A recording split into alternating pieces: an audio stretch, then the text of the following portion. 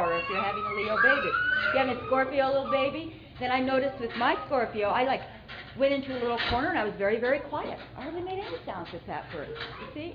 Because it's a relationship. It's not just about, I'm the woman now reclaiming birth. It's, I'm giving birth to this baby, and this is the only birth for this child.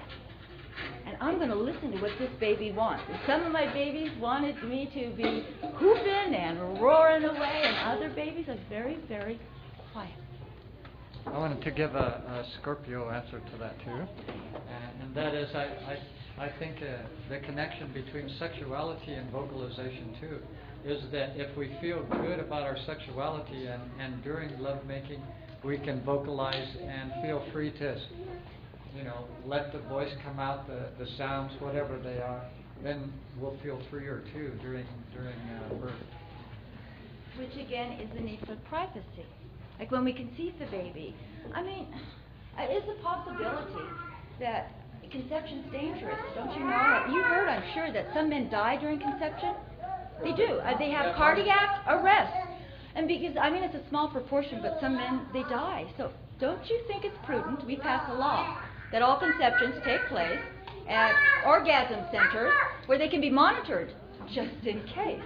And so, you know, the time that we start flirting during our candlelight dinner, children asleep, and my foot goes beneath the table and touches. Wait a second, honey. I better call the orgasm center and say tonight's going to be the night so they can get ready. And then we start caressing one another, breathing heavier and heavier. But now I'm noticing, God, I have cycles of sweat coming on every few minutes. Well, this is urgent. We better get there. And as soon as we arrive, they take my partner away, put him in a gown that opens in the front, and they begin questioning me. I have to fill out forms. When I get back in the room, here's this other man with a protractor measuring his erection angle to know when the right moment is to finally go into the orgasm room so we can have a safe conception. Because in my experience, we birth as we conceive. And as a midwife, I'd ask the question. If couples come to me, I'd say, well, how did you conceive the baby? And they say, usually they say, well, we don't know. And I'd say, well, if you did know, what would you say? And if they persist, I finally say, okay, you don't have to tell me what you know. Just make up a story. Just guess. And then I get data, and I listen carefully what they're saying. And it's a fractal. Conception is a fractal of birth as it is of death and rebirth and all the other ways that we have to make up stories about our existence. So if the baby is conceived and you feel free in a place where you've got privacy and not all of these other people around, then often some of us make quite a bit of noise when we're making love and conceiving our children too. And then that will show up at the birth, that same feeling that I'm free to let the roar of the goddess come through me at this moment. You've probably heard too that sound actually has a strong effect on physical being, in the sense that certain vibrations make things expand or contract. And so I'm sure that you could play around with the sound that best helps you relax and open more too. And that you would, you know, this could be certainly a part of tantric yoga, because part of that is the notion that the sounds we make have a very strong effect on our mental state and also then on our physical state. So when I was in a bit of pain with one of my births, the sound that started coming out of my mouth was yes. And it was like a chant or a mantra. You know, when the pain would come really strong, I go, oh, yes. And I just gave myself to it. And then came right through it. Through to the other side to ecstasy with that. Rather than if I had, like, said, oh, I'm not supposed to be hurting, it's not supposed to be painful, and held that voice or the vocalization back, I think my circuits would have opened at the rate it did. But no, that's the way it is at birth. Birth is not a repeatable experiment. So anytime you get a story like, well, if you hadn't, or if you, just this very simple question that you ask back is, well, how do you know that to be true? Because we don't know it to be true. We have our babies the way they're meant to be.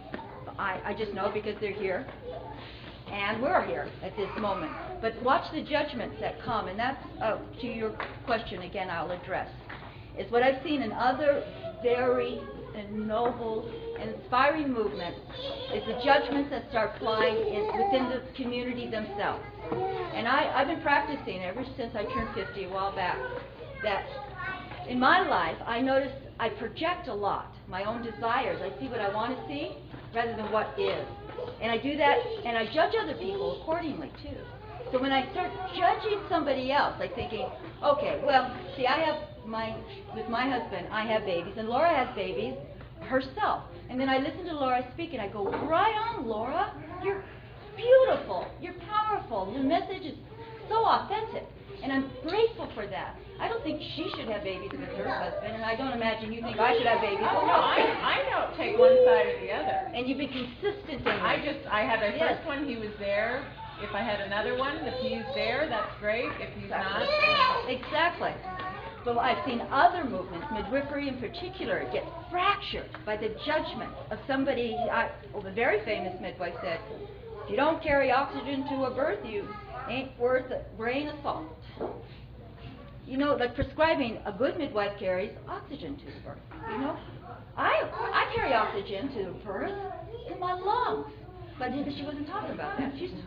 And so now she's judged me, and I know that she has an opinion about how I am as a midwife. But I turn it around real quickly and realize she's saying something that I could easily just be saying too. I have my own judgments. What they are? Oh, a midwife who carries metal to a birth. Well, you gotta watch out. Well, then you see, it's just a game of projection that we play, and I would hope in our free birth movement that we're able to appreciate the diversity and learn from each other.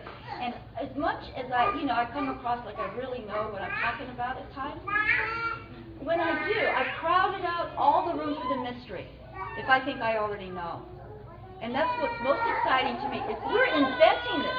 This hasn't ever happened before on the planet, where husbands and wives together are having babies as a celebration of their relationship, the intimacy and the love that they feel, and inviting spirit to be central to that experience. I mean, this is a pretty new phenomenon to have. So of course, we're like the spiritual toddlers in a sense. You know, kind of here we fall down and we'll pick ourselves up and keep going. But this is a work in progress here. We're not done yet by any means. By sharing our stories, I think that we'll be able to bring about the visions that some of us have. And Jeannine told the story this morning, but so that people don't take it too literally, some people told us that, oh, you know, we really didn't have a conscious conception, and they felt very guilty about it because it didn't match exactly what they thought a conscious conception was supposed to look like. And really, that wasn't the point of our book at all. Not to have another reason why people feel bad about something that happened. And the same is true, you know, in terms of husband-wife childbirth. It might be with you know, we're kind of painting an ideal picture that everybody's going to still have the kind of birth that they have, and it's going to be perfect for whatever that situation is. Not that it maybe can't be improved or we can't learn other things, but not to get too stuck on what the picture has to look like, so that we take it literally that husband-wife home birth now looks like whoever.